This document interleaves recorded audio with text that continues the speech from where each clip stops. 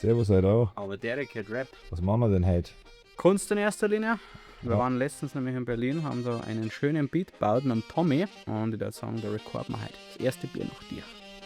Transition. Rück. Stark. Du bist der Künstler und da kann man Ja. mit Rap. Sag dir Leute mal den Beat. Ein bisschen mehr Volume, ha? Sagst du ein bisschen mehr Volume?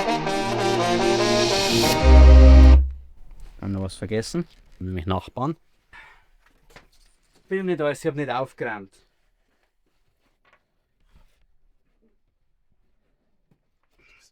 Wirkt da gar nicht pervers. Nein, das ist wegen dem Aufnehmer da.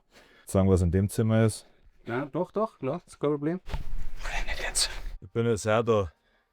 Heute, da muss ich. Servus. Servus, ich und meine Freund. Ja, Schauen wir nach. ich und meine Freund. Sehr gut, trinken wieder Bier. Hier, Super, endlich wieder Bier. endlich wieder Bier. Das erste Mal. Sitzen. Ja, Er ist drin. Massenmeister Kapella. Ja.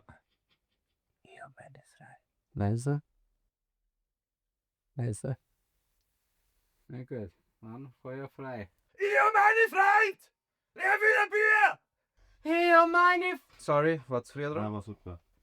Kannst du es hinscheren dann? Ja. Bier, Bier, Bier, Bier, Bier! Die Wurst musst rausschneiden. Ja. Und das Bier schmeckt auf Formel wie früher. Das ganze Leben schmeckt seit Ei wieder tausendmal süßer. Bier, Bier, Bier, Bier! Bier! Bier! Du fragst, ob ich nur manchmal an die denk. Denkst du, dass ich meine Zeit so verschwend? Glaub mal, da bleib ich konsequent.